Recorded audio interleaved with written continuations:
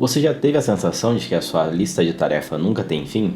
Hoje vos trago o capítulo 2, que chama A Armadilha da Eficiência, do livro 4.000 Semanas, do Oliver Burkeman. Eu sou o Pedro e te convido a me acompanhar com essa review e análise aprofundada desse capítulo, onde você vai entender o que significa essa armadilha da eficiência e por que você tem essa sensação em que as coisas que você tem para fazer nunca chegam ao fim. Bom, quando eu comecei aqui o segundo capítulo, a gente começa assim, comecemos com os negócios. Esse não é o nosso único problema com o tempo. E aí eu pensei, não faz muito sentido, né? Eu continuei a ler, beleza. E aí aqui negócios aparece de novo, só que entre parênteses. Não faz muito sentido, porque ele fala, negócios não é o nome adequado para esse estado. Aí eu peguei e fui no original, em inglês. Eu joguei no ChatGPT exatamente o que significava, porque eu cheguei nessa parte do texto. E ao invés de estar business, que seria negócios, estava business, que seria, eu procurei ali, que é o estado de estar ocupado ou a ocupação excessiva. Então, aqui não seria, eles traduziram, como se fosse negócios, mas seria algo no sentido de a questão de estar sempre ocupado ou alguma coisa do tipo, não sei exatamente, como a melhor maneira. Mas aqui é para falar sobre essa ocupação excessiva. Então eles têm esse nome para isso. É um trocadilho, Tem um livro infantil que é do Richard Scarry, eu acho que é assim que fala, onde existem animais que eles se passam como se fossem pessoas, Então cada um tem o seu trabalho e eles vivem felizes. Então é uma sociedade onde você vê todo mundo sempre ocupado, fazendo a sua tarefa. Só que, diferente da gente, ele até deixa aqui, o que eles não são, contudo, é sobrecarregados. Então, apesar deles estarem sempre ocupados, eles não se sentem sobrecarregados. E aí que vem essa diferenciação que ele vai fazer, Porque ele vai começar a falar da questão das pesquisas, que foram feitas, onde, independente da camada social que você está, independente da pirâmide social, você sempre vai ter essa sensação. Quando você estiver em 2 trabalhos, ele fala aqui, tanto se você estiver em 2 trabalhos para tentar simplesmente sobreviver, você vai ter essa sensação que está sempre ocupado e sempre poderia estar fazendo mais. Assim como, aí ele coloca aqui, mesmo os vencedores em nossa cultura obcecada por conquistas, que seriam aquelas pessoas que foram para a universidade, de elite, depois escolheram altos salários. Até mesmo essas pessoas descobrem que você sempre vai estar com uma pressão social de sempre estar conquistando mais e fazendo mais. E não simplesmente ser melhor no que você faz, E ainda mais, quanto mais você sobe nessa escala social, aí ele até aqui que fala aqui, uma esmagadora intensidade para poder manter a renda e o status que agora parecem ser pré-requisitos para a vida que querem levar. Então você cria uma vida que você quer levar, você chega até esse status, e depois você tem uma pressão gigantesca para se manter ali. Porque qualquer deslize, você pode mudar toda essa sua realidade. Quem nunca ouviu uma história de alguém que terminou a faculdade, conseguiu um bom emprego, começou a gastar esse dinheiro e de repente perdeu o emprego, não conseguiu manter esse status social, teve que começar a vender as coisas, etc. E aqui, para fechar esse assunto, ele deixa, se você realmente não tem tempo para tudo que quer fazer ou sente que tem que fazer, então, você não tem tempo. Você não vai ter tempo para fazer tudo. Então, o que acontece? A gente sempre coloca um monte de coisa para fazer no nosso dia a dia, na nossa rotina, e depois não consegue fazer aquilo e se sente sobrecarregado por não conseguir fazer aquilo, sendo que a gente já sabia que não ia ter tempo de fazer tudo aquilo. Entende? É irracional essa sensação que a gente tem. E pode até parecer, que a gente sempre acha que vai conseguir, só que a gente esquece que no meio do caminho sempre aparecem surpresas. Ou o ser humano, tem até outro livro, eu não vou lembrar agora qual é o nome, que ele fala que a gente tem uma dificuldade imensa de mensurar o tempo que a gente vai levar para certas tarefas, para qualquer tarefa, É muito difícil para a gente, são poucas as pessoas que realmente conseguem definir, eu vou demorar tanto tempo para fazer essa tarefa e realmente vai demorar só aquele tempo para aquela tarefa. Normalmente a gente sempre joga para baixo e acaba errando, passando mais tempo e aí se sobrecarrega com todas as coisas que a gente coloca que vão ter mais tempo do que a gente imaginou. E aí é que ele fala, né? Que dizemos para nós mesmos que temos que encontrar um jeito de fazer mais, tentar resolver nossas coisas, tornando-nos ainda mais atarefados. E aí ele vai falar exatamente dessa parte. Então, que não conseguimos fazer tudo, mas mesmo assim a gente tenta e fica frustrado com isso. E aqui a gente consegue ver que essa sensação não é de hoje. Tem um jornalista inglês chamado Arnold Bennett que publicou um curto e rabugento livro de conselhos em 1908. Então ele publicou um livro que chama Como Viver com 24 Horas por Dia. E nessa parte aqui, né, ele vai satirizando esse cara porque ninguém nunca teve mais de 24 horas por dia. Então é meio que nada a ver você criar um livro falando como você pode viver com só 24 horas. Aqui, ó, por exemplo, seu diagnóstico franco e direto foi que a maioria das pessoas desperdiçava várias horas por dia, em especial às noites. Porque as pessoas trabalhavam, chegavam em casa, descansavam, né? Tinha uma vida normal, não ia fazer mais nada após o trabalho. E aí o que ele fala, o que ele sugere no livro, né? É que às 6 horas você encare os fatos e admita que não está cansado. Porque não está, você sabe. E aí ele fala que você pode usar esse tempo extra para poder fazer as coisas e também acordar mais cedo para aproveitar esse tempo que você vai ter a mais no seu dia. E agora, né, ele vai falar um pouco sobre a questão da importância, que a gente sempre tenta ter mais tempo para fazer as coisas importantes. Só que dificilmente a gente escolhe fazer as coisas importantes. A gente simplesmente tem uma lista de coisas a fazer e vai fazendo essas coisas e dificilmente a gente realmente vai fazer as coisas importantes. A gente começa a colocar, normalmente, as coisas do trabalho na frente de qualquer outra coisa. E ele dá esse exemplo aqui, falando que a questão do que é importante, né, é subjetivo. Então, pode ser de momento, você achar que algo é importante, pode ser de pessoa para pessoa, enfim. E aqui ele fala que quando ele estava trabalhando, né, ele chegava um e-mail, ele olhava o e-mail. Chegava uma nova demanda, ele ia atrás dessa demanda. E aí ele deixava de responder um amigo dele que mora longe e mandava mensagem para ele, e ele falava, depois eu respondo. Aí outra questão aqui em relação ao trabalho, né, é que quanto mais eficiente você é, mais tarefa você vai ganhar. Então, você nunca vai ter mais tempo no trabalho, porque se você termina as coisas mais rápido, o seu chefe vai te dar mais coisas para fazer. Então você simplesmente vai colocar mais coisas dentro do que você já tinha para fazer. E isso aqui é semelhante ao conceito econômico de demanda induzida, onde imagina que você tem uma pista, né, uma estrada e tal, e você tem duas faixas, e ela está ficando sobrecarregada, né, está tendo muito congestionamento. O que você faz, né? Você aumenta essas faixas, coloca, sei lá, mais uma faixa, se torna 3. Mas vai chegar um momento que também vai ficar congestionado, porque consegue se passar mais carros ali. E com o tempo, essas 3 faixas também vão começar a ficar sobrecarregadas com a quantidade nova de carros que vão ter, e você vai precisar aumentar mais faixas. Então sempre, quanto mais espaço você coloca, mais carros vão passar e novamente vai chegar ao ponto de ficar com o engarrafamento. É a mesma coisa que acontece com o que a gente faz na nossa vida. A gente abre mais espaço, mais tempo e coloca mais coisas. E além disso, existe a pressão social. Por quê? Quando a gente consegue controlar o nosso tempo, começam a surgir também as demandas externas. Então, por exemplo, imagina que você conseguiu organizar a sua vida, né? Aqui ele dá um exemplo, entre a sua família e o trabalho. Então você está conseguindo organizar essas duas coisas, está vivendo bem. Vai começar a pressão social sobre mas você não faz um esporte? Mas você não faz tal coisa? Ou até você mesmo, né? Começa a ver externamente, a pessoa não necessariamente precisa falar para você, mas você vê todo mundo correndo e aí você pensa, nossa, eu também preciso correr. Ou tá todo mundo lendo, agora eu preciso começar a ler. Mas não porque você pensou em encaixar aquilo na sua vida e você quer, mas por uma pressão externa, por você ser induzido a fazer isso. Pode ser coisas boas, até coisas boas demais, vai fazer com que você fique sobrecarregado.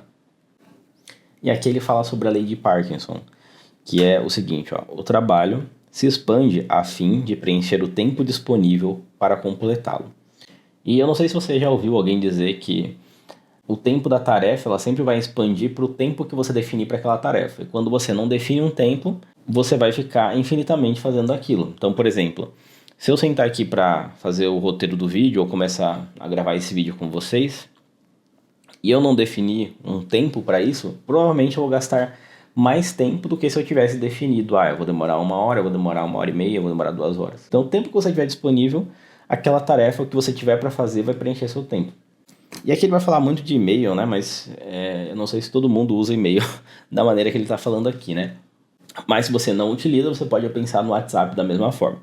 Mas resumindo aqui, ele compara a questão hoje da gente ter o contato com as pessoas, né, por e-mail ou por WhatsApp, ao mito de Sísifo. E na mitologia, o Sísifo ele foi obrigado a todo dia empurrar uma pedra montanha acima, e quando essa pedra está quase chegando lá em cima, ela cai novamente e ele tem que começar tudo de novo. E é isso que ele compara isso com o que acontece com a gente hoje nesses meios de comunicação. Então, todo dia, se você entrar no seu e-mail e tentar zerar todas as mensagens que você tem ali, responder todo mundo, etc., automaticamente, no mesmo dia ou no dia seguinte, tudo vai estar lá de novamente. Você vai ter novas mensagens, você vai ter que responder as pessoas que você respondeu, que elas vão te responder novamente, mensagens novas. WhatsApp é a mesma coisa, ou até mesmo nas redes sociais. Você entra e vê lá, sei lá, todos os stories dos seus amigos. E de repente, se você fizer isso de manhã, à tarde você vai entrar, vai ter novos stories para você ver. Se você entrar à noite, vai ter novos stories para você ver. Se você entrar no dia seguinte, vai ter novamente, nunca acaba. E aqui ele vai falar novamente daquilo que eu falei há pouco, que quanto mais você libera tempo na sua vida, mais coisas você coloca ali. Então você nunca está com tempo extra. Por quê? Você libera um espaço da sua vida e coloca outra coisa. Você coloca uma coisa nova. Sobrou um tempinho aqui. Você coloca alguma coisa para fazer. Você não deixa livre realmente. E aí, lógico, né? Ele fala aqui, por exemplo, para a maioria de nós, em boa parte do tempo, não é factível evitar totalmente a armadilha da eficiência. Afinal, poucos de nós estão em posição de não tentar dar conta dos seus e-mails, ainda que a consequência seja receber mais e-mails, assim como outras responsabilidades da vida. Então aqui ele sabe, né? Não tem como a gente se livrar de tudo que a gente tem para fazer. Então aqui nessa parte, o que ele quer realmente que você entenda é que você pode ter a sua lista de tarefas, mas você não deve ter a ideia em mente que você vai conseguir fazer tudo. Às vezes ou na maioria das vezes, algumas coisas vão deixar de ser feitas naquele dia. Vai ter que ser outro dia, em outro momento, ou você nunca vai conseguir fazer, talvez se você não priorizar. Então essa é a questão da prioridade das tarefas também. Eu até fiz um resumo aqui, Você não pode impedir que novas coisas surjam e nem aumentar os seus limites físicos, né? O tempo que você tem. A gente tem o tempo finito, mas pode escolher o que focar. Então essa é a maior ferramenta que você tem. Escolher no que focar e no que deixar de lado. E aqui é a parte mais profunda desse capítulo e que eu mais gostei, que ele fala sobre... Que até então, né, todas essas coisas que ele falou é sobre tempo, sobre estar sobrecarregado, sobre tarefas, mas não necessariamente essa sensação que a gente tem de estar perdendo tempo, né, de estar atrasado, vem dessa questão de tarefas. Muito disso vem meramente do sentido de estar vivo. E a gente é assombrado pelo fato de ter uma vida finita no meio de tantas possibilidades, de possibilidades infinitas que a gente tem na vida. Então, quando a gente percebe que o mundo tem tantas possibilidades, tantas experiências, e a gente não pode experimentar todas elas, você tem essa sensação que você está perdendo algo. E é por isso que ele fala que a paz vem de aceitar a nossa finitude, vem de aceitar que você não pode fazer tudo, porque você não tem tempo para tudo, por mais que você acredite que tenha, por mais que as pessoas façam a gente acreditar que pode fazer mais coisas do que realmente pode. E ele chama isso de sobrecarga existencial. E ele conta um pouco aqui da história, né? Que, por exemplo, as pessoas pré-modernas, que seriam ali antes do século XVIII, elas viviam normalmente acreditando que existe uma vida após a morte e que eles tinham uma vida cíclica. Então, por exemplo, o seu avô foi lenhador, o seu pai é lenhador, você é lenhador, então você já sabe exatamente como vai ser a sua vida. Você não tem uma sensação que você tem coisas a perder, você tem coisas novas a experimentar. Você não pensa que, nossa, eu poderia ter uma vida diferente. Eu poderia conquistar certas coisas. Não, eu simplesmente faço isso porque é isso que eu devo fazer. E numa outra vida, talvez eu vou fazer isso novamente. Então, eu não tenho o que perder. Se eu não fizer certas coisas, numa outra vida eu faço. Então, o mundo dessas pessoas era previsível. O nosso não é. Eu vou até ler aqui, né, como ele resume isso, né, como essas pessoas viviam. Ó. Você se satisfazia em desempenhar o seu papel no drama humano. Um papel que incontestáveis pessoas tinham desempenhado antes de você e outros milhares desempenhariam após a sua morte. Mas a modernidade secular muda tudo isso. Quando as pessoas param de acreditar na vida após a morte, tudo depende de aproveitar o máximo dessa vida. Elas acreditavam na vida após a morte no sentido que ela retornava à vida, né? A vida na Terra. Só para deixar um adendo sobre isso. Então, como a gente não tem isso mais, então tudo depende da gente aproveitar o máximo possível de experiências possíveis nessa vida, que é a única que a gente tem. Na ideia de que a história vai em direção ao futuro ainda mais perfeito, elas sentem ainda mais agudamente a dor da duração da sua própria vida. A sociedade sempre vai melhorando, criando novas possibilidades, etc. E você cada vez mais tem mais coisas que você não vai experimentar. Então a gente entra em parafuso com isso. E aí essas pessoas sentem ainda mais a dor da duração da própria vida, porque elas sabem que estão condenadas a não experimentar tudo isso. E aí que entra a questão das experiências, onde você tenta se encher de experiência para diminuir essa sensação de que você está perdendo essas coisas. E aí tem um trecho aqui, ó, do Jonathan Trevo Metz, que escreve: quanto mais somos capazes de acelerar a nossa capacidade de ir a diferentes lugares, ver coisas novas, provar novas comidas, abraçar várias formas de espiritualidade, aprender novas atividades, a compartilhar prazeres sexuais, seja na dança ou no sexo, experimentar novas formas de arte, menos incongruência há entre as possibilidades de experiência que somos capazes de realizar em nossos tempos de vida e na rede total de possibilidades disponíveis a seres humanos, agora e no futuro. Isso é, mais próximos chegamos de ter uma verdadeira vida preenchida, no sentido literal de que uma vida que é tão completamente cheia de experiências quanto é possível se ter. E a gente ouve muito essa questão de se você não viaja, se você não faz tal coisa, você está perdendo a sua vida. Você precisa ter filhos para ter experiência de ter filhos, você precisa fazer tal coisa para ter essa experiência, você precisa beber para ter essa experiência. E depois ele vem dizendo que isso também não te preenche. Por quê? Imagina que você tivesse todo o tempo do mundo e você começa a viajar. Você tem dinheiro e tem tempo. Aí ele fala, por exemplo, de uma pessoa que aposentou e tem uma lista de lugares que ela vai visitar. E aí ela começa a visitar. Só que quanto mais você visita lugares, mais lugares existem para você visitar. Mais experiências existem em cada lugar para você ir, para você fazer. Tem tanta coisa para fazer, é infinita as possibilidades que você tem. Isso eu estou falando só de viajar. Que aí você entra novamente da questão de, estou viajando, estou fazendo isso, só que ao mesmo tempo eu ainda assim não vou conseguir fazer tudo que eu gostaria. Entendeu? E aí novamente ele traz que mesmo nesse sentido, né, você nunca vai conseguir fazer tudo. Você não tem tempo suficiente para isso. E depois aqui ele entra na questão de por que você deveria parar de resolver as suas pendências. E aí aqui nessa parte ele vai focar ainda mais na qualidade das coisas que você escolhe fazer, né? Da importância do que você realmente quer fazer. E aí eu vou ler esse trecho aqui que é importante, ó. Adote um ultra ambicioso sistema de gestão de tempo que prometa cuidar de toda a sua lista de coisas a fazer e provavelmente nunca achará as coisas mais importantes da lista. Dedique sua aposentadoria a ver o máximo do mundo que puder e possivelmente nunca chegará a ver as partes mais interessantes. Para esse efeito, é claro e direto. Quanto mais firmemente você acredita que é possível encontrar tempo para tudo, menos pressão sentirá para se perguntar se determinada atividade é a melhor maneira de usar uma porção do seu tempo.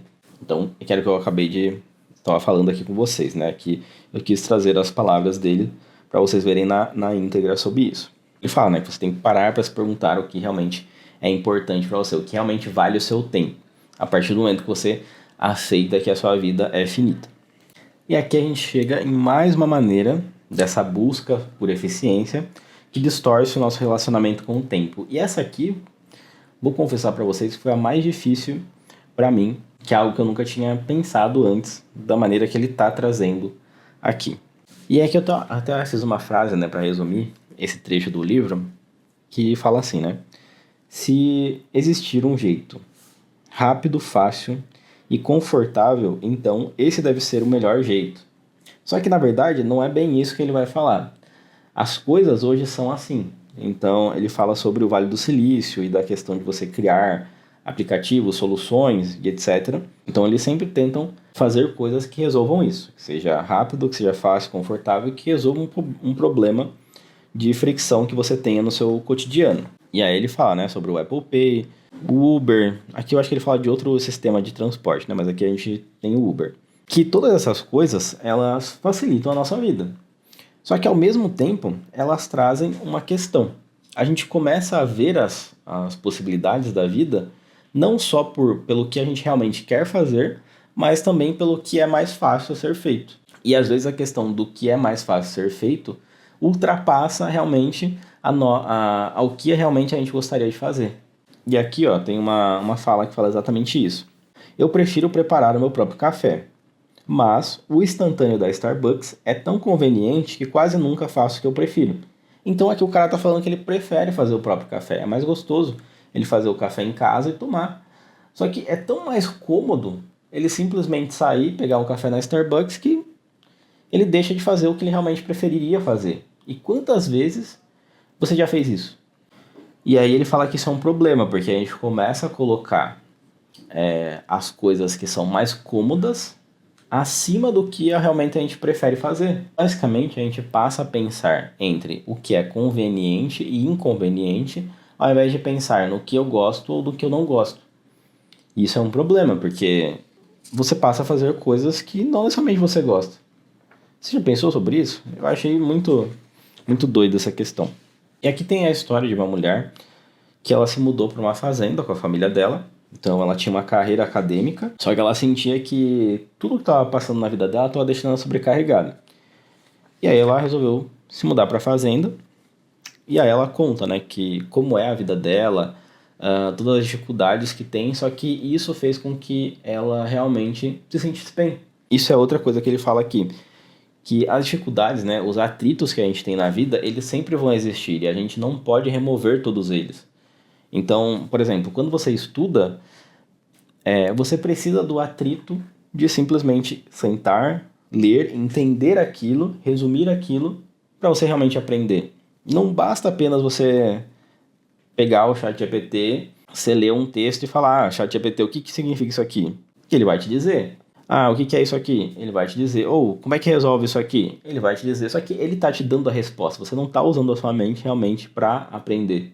E aí aquele, resumindo, né, ele fala exatamente sobre essa questão de como essa cultura da eficiência faz com que a gente acredite que consiga tirar tudo que é tedioso da nossa vida. Só que fazer isso também traz um outro problema. Porque a gente precisa aprender a lidar com essas coisas para ter conquistas significativas na vida. As dificuldades fazem parte do processo de crescimento, do processo de conquista. E não importa o que você faça, você sempre vai ter um tempo finito. Então o que você pode fazer é escolher onde você vai gastar esse tempo. Bom, esse foi o segundo capítulo. Espero que vocês tenham gostado. Deixe aí nos comentários o que vocês acharam e te espero no próximo capítulo.